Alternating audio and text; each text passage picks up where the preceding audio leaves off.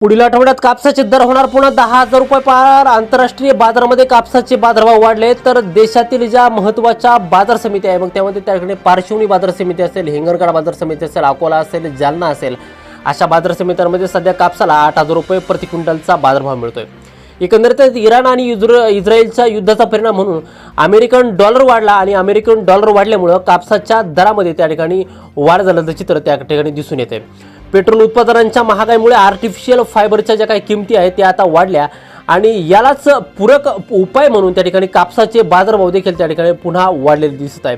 याशिवाय cotton corporation of इंडियाने देखील जो काही कापूस विक्रीचे दर आहे ते आता त्या ठिकाणी वाढवलेले असल्यामुळे सध्याच्या परिस्थितीमुळे कापसाच्या मागणीत आता वाढ झालेली आहे आणि यामुळे सध्याची परिस्थिती जर का लक्षात घेतली तर कापसाचे बाजारभाव पुढील आठवड्यापासून 8,500 ते 9,000 रुपयांच्या दरम्यान पोहोचू शकतात असं एकंदरीत त्या ठिकाणी वाटतंय। नेमकं या संदर्भात महत्त्वाचा अपडेट व्हिडिओच्या माध्यमातून जाणून घेणार आहोत। व्हिडिओ अगदी शेवटपर्यंत काळजीपूर्वक पाहा। चॅनलवरती नवीन असा चॅनल सबस्क्राइब देखील करा। शेतकरी बंधूंनो, एकंदरीतच आपण सध्याची युद्ध परिस्थिती जर का बघितली तर इराण आणि इस्रायलमधलं जे काही युद्ध आहे त्याने आंतरराष्ट्रीय बाजारावरती थेट परिणाम त्या ठिकाणी केलेला आहे।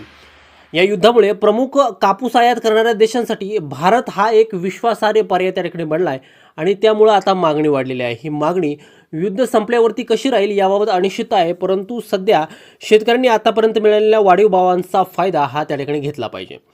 डॉलरच्या वाढत्या दरामुळे भारतीय रुपयाच्या तुलनेमध्ये कापसाचे दर हे वाढत आहे, त्यामुळे भारतीय कापसाला आंतरराष्ट्रीय बाजारामध्ये स्पर्धात्मक त्या ठिकाणी फायदा मिळतो, ज्यामध्ये निर्यात वाढण्याची शक्यता वाढते। डॉलरच्या वाढती किंमत आणि कापसाच्या दरांवरती सकारात्मक दबाव हा त्या ठिकाणी निर्माण झाला आहे। दुसरीकडे आपण जर का बघितलं तर आता आर्टिफिशियल फायबर, ज्याला की आपण मॅनमेड फायबर म्हणतो, ते पेट्रोलियम उत्पादनावरती आधारित असल्यानं पेट्रोलियम उत्पादनांच्या वाढत्या भावामुळे मॅनमेड फायबरच्या ज्या काही किमतीत आता त्या वाढल्या आहेत आणि याला पर्यायी फायबरपेक्षा कापसाच्या मागणी त्या ठिकाणी वाढवते, ज्याने कापसाचे बाजारभाव हे आता सध्या वाढलेले आहेत।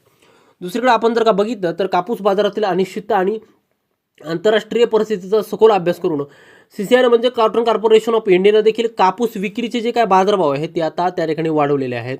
त्यांचा अंदाज आहे की कापसाचे बाजारभाव त्या ठिकाणी अजून वाढू शकतात, म्हणून त्यांनी भाव वाढवण्याचा निर्णय हा त्या ठिकाणी घेतला। CCIच्या या धोरणामुळे ज्या शेतकऱ्यांकडे कापूस आता सध्या शिल्लक आहे त्या शेतकऱ्यांना आता सध्या कापूस दराच्या वाढीचा फायदा होताना दिसतोय।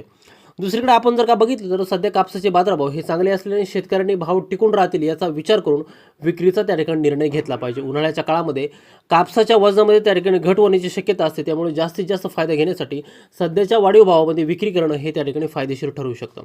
दुसरीकडे आंतरराष्ट्रीय मागणीचा त्या ठिकाणी बदल जो काय आहे तो आपण जर का बघितला तर चीन असेल, बांगलादेश असेल, व्हिएतनाम सारख्या देशांकडून भारताच्या कापसाला सध्या अधिक मागणी आहे, परंतु युद्ध संपल्यावरती ही मागणी त्या ठिकाणी कमी जास्त होऊ शकते। त्यामुळे शेतकऱ्यांनी सध्याच्या बाजाराच्या परिस्थितीचा विचार करून सतर्क राहून त्या ठिकाणी चांगला बाजारभावाचा अभ्यास करून त्या ठिकाणी कापसाचे बाजारभाव बघून कापसाची विक्री जर का केली तर चांगला शेतकऱ्यांना फायदा हा होऊ शकतो।